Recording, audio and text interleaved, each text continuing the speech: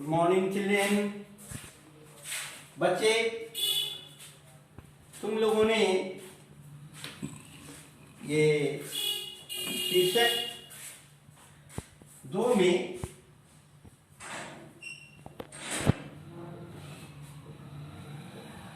जिसका शीर्षक है वृक्ष पुराण, आज पढ़ोगे। शब्दार्थ मैंने लिख दिया, जिसे आपको याद कर लेना है और अपनी नोटबुक में लिख लेना है। ये वृक्ष पुराण में वृक्षों के प्रति और वृक्षों को मानव जीवन से लगाव के बारे में दर्शाया गया है। मानव जीवन के साथ वृक्षों का अन्योन्याश्रय संबंध, एक दूसरे के बिना एक का जीवन सार्थक नहीं है। तो आज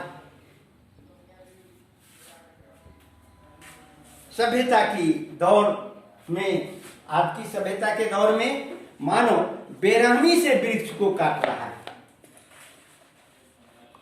फलतः वातावरण दूषित हो रहा है, तरह तरह की बीमारियां फैल रही हैं।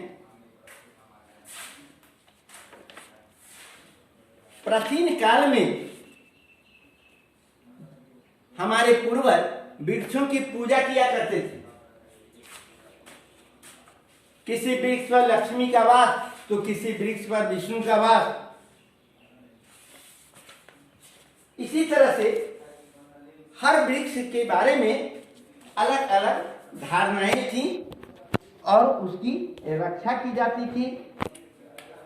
आज भी शादी ब्याह के अवसर पर हिंदू बालाएं वृक्ष में धागा बांधती है ताकि अटल सुहाग बना रहे। आज भी हम पीपल की पूजा करते हैं और पीपल की विशेषता देखो। कहा जाता है कि पीपल हमेशा ऑक्सीजन ही छोड़ता है।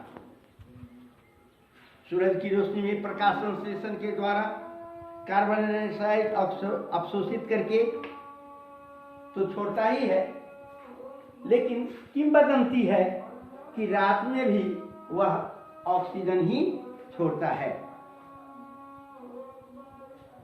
वृक्ष हमारे भाई की तरह हैं, जो हमारी रक्षा करते हैं, वातावरण को संतुलित रखते हैं। इसमें जामुन के वृक्ष के बारे में, बरगद के वृक्ष के बारे में, आम के वृक्ष के बारे में बहुत तरह की चर्चाएं आई। बेल वृक्ष के बारे में चर्चाएं आई हैं। आप जब किताब सरसरी निगाह से पढ़िएगा तो आपको पता चल जाएगा कि ये वृक्ष को धार्मिक बातों में बांध करके लेखक ने कितना उपकार किया है, या हमारे जो पौराणिक ऋषि मुनि थे उन्होंने मानव जीवन को सुखी और समृद्ध बनाने के लिए वृक्षों की कितनी प्रशंसा की। तो अब हमें क्या करना चाहिए इस दौर में, जबकि हमारा वातावरण दूषित हो रहा है, तरह तरह की बीमारियां फैल रही हैं, जिसके कारण तो हमें ज्यादा से ज्यादा वृक्ष लगाना चाहिए और वृक्ष न काटिए, न काटने की कोशिश कीजिए। ऐसा हुआ एक जगह, इसमें बताया गया है कि एक किसान के पास, एक आदमी के पास फलदार वृक्ष है और वह फल नहीं दे रहा है।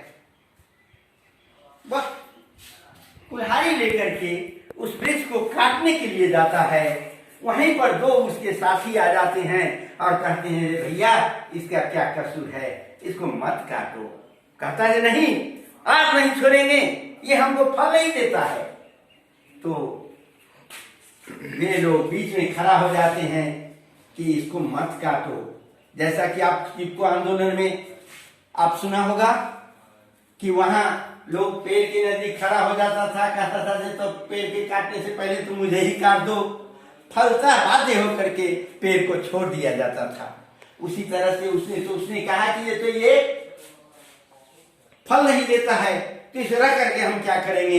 वो दोनों कहता है ये छोड़ दो, फल देंगे। और वो फल से हाथ जोड़ करके प्रार्थना करता है कि भैया अब अगले साल तुम जरूर फलोगे, इस बार तो मैंने बचा दिया, लेकिन नहीं फलोगे तो यह काट देगा, क्रूर आदमी है, इसीलिए तुम फल दोगे। और कहा जाता है कि अगले साल उसमें काफी फल लगा। तो बच्चे, फल हमारे कई पीढ़ियों तक के फायदा देते हैं, फल देते हैं, फूल देते हैं, लकड़ियां देते हैं, और अंत में मरते मरते भी वो लकड़ी दे करके हमको कुछ न कुछ अर्थ दे ही जाते हैं। इसीलिए वृक्ष को काटने की कोशिश नहीं होनी चाहिए, और ज्यादा से ज्यादा वृक्ष, अगर मजबूरी में वृक्ष काटते हो तो एक वृक्ष काटो तो 2, 4, 5 वृक्ष लगा दो। इसी में मानव जाति का भलाई है।